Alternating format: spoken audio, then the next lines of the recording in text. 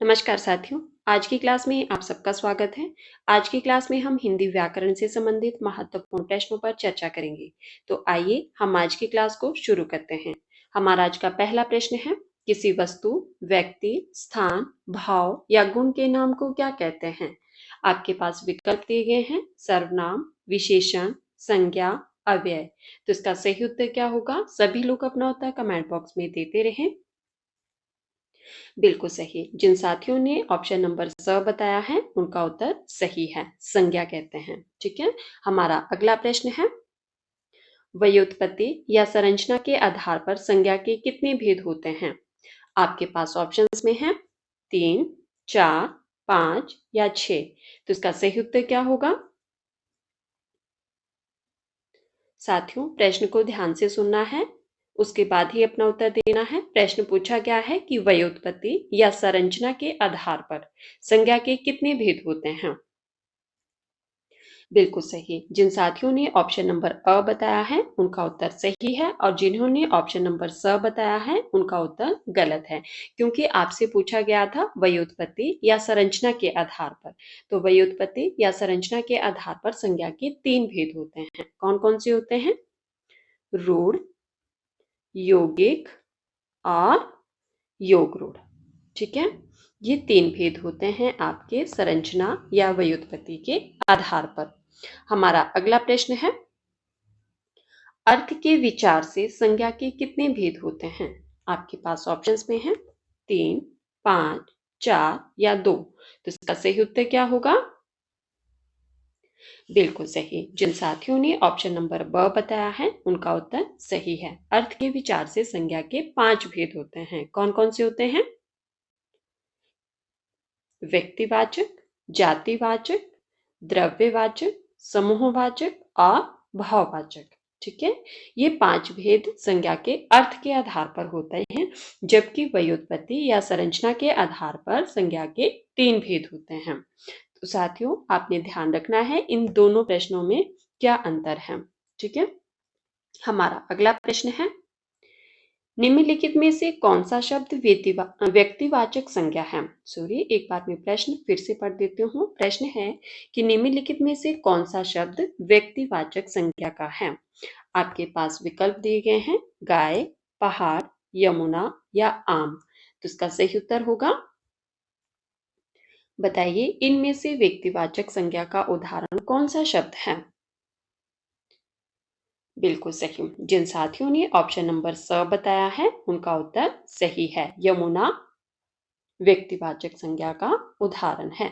हमारा अगला प्रश्न है, जातिवाचक संज्ञा का चयन कीजिए। आपको जो विकल्प दिए गए हैं इनमें से आपको जातिवाचक शब्द का चयन करना है। आपके पास ऑप्शंस में है लड़का, सेना, श्याम या दुख। तो इसका सही उत्तर होगा,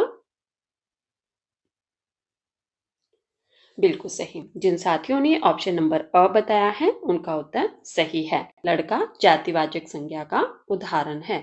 हमारा अगला प्रश्न है, बुढ़ापा शब्द में कौन सी संज्ञा है?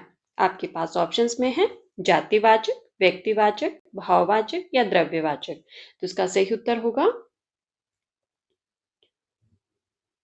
बिल्कुल सही। जिन साथियों ने ऑप्शन नंबर स बताया है उनका उत्तर सही है। बुढ़ापा शब्द में कौन सी संज्ञा है? भाववाचक। हमारा अगला प्रश्न है, गंगा शब्द किस संज्ञा का उदाहरण है? आपके पास ऑप्शंस में है व्यक्तिवाचक, जातिवाचक, भाववाचक या समूहवाचक। तो इसका सही उत्तर होगा, बताइए प्रश्न नंबर 7 का उत्तर, गंगा शब्द किस संज्ञा का उदाहरण है? बिल्कुल सही। जिन साथियों ने ऑप्शन नंबर अ बताया है उनका उत्तर सही है, व्यक्तिवाचक संज्ञा का उदाहरण है। हमारा अगला प्रश्न है, निम्नलिखित में से कौन सा शब्द द्रव्यवाचक संज्ञा नहीं है? आपको बताना है कि इनमें से कौन सा शब्द द्रव्यवाचक संज्ञा का नहीं है। आपके पास ऑप्शंस में है सोना, तेल, दूध, मिठाई। तो इसका सही उत्तर होगा,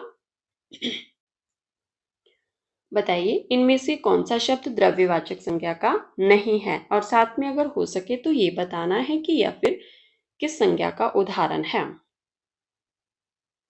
बिल्कुल सही। जिन साथियों ने ऑप्शन नंबर द बताया है उनका उत्तर सही है, मिठाई जो है वो द्रव्यवाचक संज्ञा का उदाहरण नहीं है। तो कौन सी संज्ञा का उदाहरण है? कौन सी संज्ञा है मिठाई में? बिल्कुल सही, जातिवाचक संज्ञा का उदाहरण है ये। ठीक है, हमारा अगला प्रश्न है,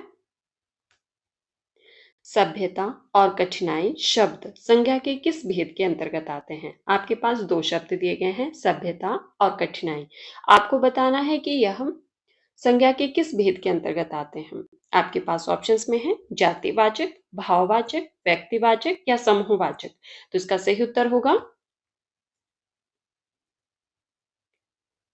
बिल्कुल सही। जिन साथियों ने ऑप्शन नंबर ब बताया है उनका उत्तर सही है, भाववाचक संज्ञा के अंतर्गत आएंगे ये दोनों। हमारा अगला प्रश्न है, कक्षा, सभा और सेना शब्द किस संज्ञा के उदाहरण हैं? आपके पास ऑप्शंस में है समूहवाचक, द्रव्यवाचक, व्यक्तिवाचक या भाववाचक। तो इसका सही उत्तर होगा, बताइए, कक्षा, सभा और सेना किस संज्ञा के उदाहरण हैं? बिल्कुल सही। जिन साथियों ने ऑप्शन नंबर अ बताया है उनका उत्तर सही है, समूहवाचक संज्ञा के उदाहरण है ये तीनों शब्द। हमारा अगला प्रश्न है, साथियों जिन्होंने अभी तक वीडियो को लाइक नहीं किया है प्लीज वीडियो को लाइक कर दीजिए, और जिन्होंने अभी तक वीडियो को शेयर नहीं किया है अगर हो सके तो वीडियो को ज्यादा से ज्यादा शेयर भी कर दीजिए। हमारा अगला प्रश्न है, गाय किस प्रकार की संज्ञा है? आपके पास ऑप्शंस में है व्यक्तिवाचक, जातिवाचक, भाववाचक या द्रव्यवाचक। तो इसका सही उत्तर होगा बिल्कुल सही। जिन साथियों ने ऑप्शन नंबर ब बताया है उनका उत्तर सही है, गाय किस प्रकार की संज्ञा है? जातिवाचक। हमारा अगला प्रश्न है, सुंदरता शब्द में कौन सी संज्ञा निहित है? आपके पास ऑप्शंस में है व्यक्तिवाचक, समूहवाचक, जातिवाचक या भाववाचक। तो इसका सही उत्तर क्या होगा? सुंदरता शब्द में कौन सी संज्ञा है? बिल्कुल सही। जिन साथियों ने ऑप्शन नंबर द बताया है उनका उत्तर सही है, सुंदरता शब्द भाववाचक। ठीक है, हमारा अगला प्रश्न है, निम्नलिखित में से कौन सा शब्द समूहवाचक संज्ञा नहीं है? आपके पास ऑप्शंस है भीड़, गुच्छा, मकान, मंडल। तो इसका सही उत्तर होगा, साथियों प्रश्न को ध्यान से सुनिए। प्रश्न में पूछा गया है कि निम्नलिखित में से कौन सा शब्द समूहवाचक संज्ञा का नहीं है, नहीं का चयन करना है आपको। तो बताइए इसका सही उत्तर क्या होगा? नहीं का खासकर ध्यान रखना होता है जब भी आप एग्जाम दे रहे होते हैं। ठीक है, प्रश्न को ध्यान से पढ़ना उसके बाद ही अपना उत्तर देना होता है। ठीक है, तो बताइए इसका सही उत्तर क्या होगा?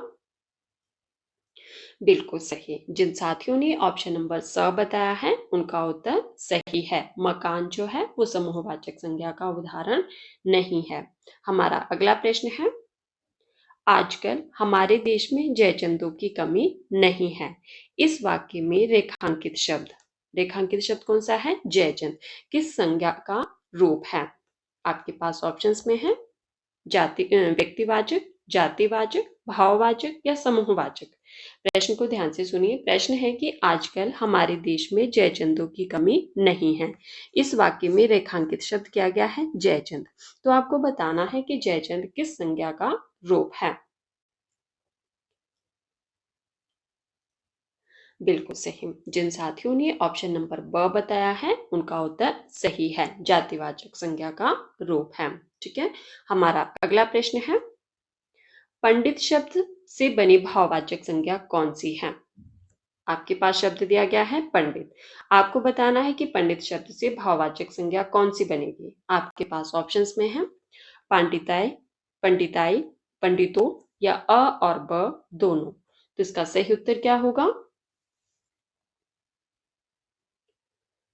बनाइए, पंडित शब्द से भाववाचक संज्ञाएं कौन कौन सी बनती हैं? बिल्कुल सही। जिन साथियों ने ऑप्शन नंबर द बताया है उनका उत्तर सही है, अ और ब। हमारा अगला प्रश्न है, पानी और लोहा शब्द किस संज्ञा के भेद हैं? आपके पास दो शब्द दिए गए हैं, पानी और लोहा। आपको बताना है कि किस संज्ञा के भेद हैं। आपके पास ऑप्शंस में है चलिए आप लोग तब तक ऐसे ही बता दीजिए जब तक आपके पास ऑप्शन शो होते हैं। पानी और लोहा शब्द दिए गए हैं, तो आपको बताना है कि यह किस संज्ञा के भेद हैं। आपके पास ऑप्शंस में है समूहवाचक, भाववाचक, द्रव्यवाचक या व्यक्तिवाचक। तो इसका सही उत्तर होगा बिल्कुल सही। जिन साथियों ने ऑप्शन नंबर स बताया है उनका उत्तर सही है। द्रव्यवाचक संज्ञा के भेद है ये दोनों, पानी शब्द भी और लोहा भी। ठीक है, हमारा अगला प्रश्न है। साथियों मुझे कमेंट करके जरूर बताना कि आप लोग किस परीक्षा की तैयारी कर रहे हैं और आज की क्लास में आपके कितने प्रश्न सही हुए। हमारा अगला प्रश्न है, हरियाली शब्द में कौन सी संज्ञा है। आपके पास ऑप्शंस में है जातिवाचक, समूहवाचक, भाववाचक या विशेषण। तो इसका सही उत्तर होगा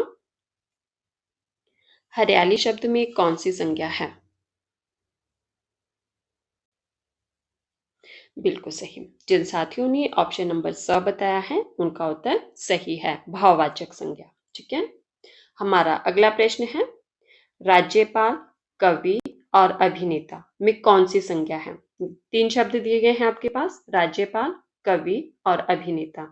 आपको बताना है कि यह किस संज्ञा के उदाहरण हैं। आपके पास विकल्प दिए गए हैं व्यक्तिवाचक, जातिवाचक, भाववाचक या समूहवाचक। तो इसका सही उत्तर होगा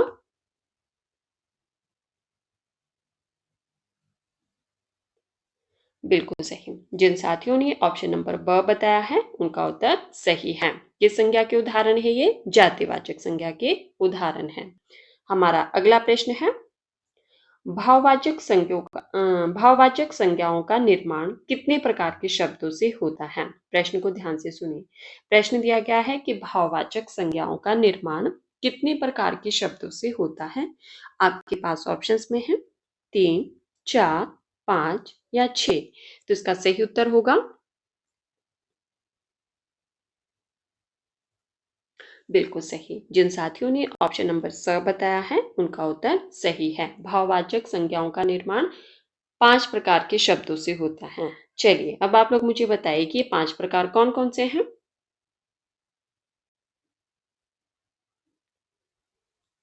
बताइए। शाबाश। जातिवाचक और जातिवाचक संज्ञा होगी और सर्वनाम और क्रिया, बिल्कुल सही, और विशेषण। 4 हो गए, 5वां भी बता दीजिए। अव्यय, बिल्कुल सही। ये 5 प्रकार के जो शब्द होते हैं इनसे भाववाचक संज्ञाओं का निर्माण होता है। 5 कौन कौन से बताए आपको, जातिवाचक, सर्वनाम, क्रिया, विशेषण और अव्यय। ठीक है, हमारा अगला प्रश्न है। साथियों जिन्होंने अभी तक वीडियो को लाइक नहीं किया है प्लीज वीडियो को लाइक कर दीजिए और जिन्होंने अभी तक वीडियो को शेयर नहीं किया है प्लीज वीडियो को भी शेयर कर दीजिए और जो पहली बार चैनल पर आए हैं वो चैनल को सब्सक्राइब भी करना ताकि आने वाली वीडियो की नोटिफिकेशन अगली बार आप तक पहुंच सके। ठीक है, हमारा अगला प्रश्न है, निम्नलिखित में से कौन सा शब्द व्यक्तिवाचक संज्ञा नहीं है। आपके पास ऑप्शंस में है हिमालय, दिल्ली, सोमवार या नदी। तो इसका सही उत्तर क्या होगा, बताइए। निम्न में से कौन सा शब्द व्यक्तिवाचक संज्ञा का नहीं है।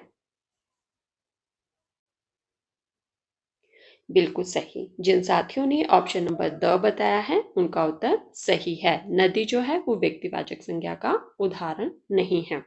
तो साथियों ये थे हमारे आज के कुछ महत्वपूर्ण प्रश्न जिन पर हमने चर्चा की।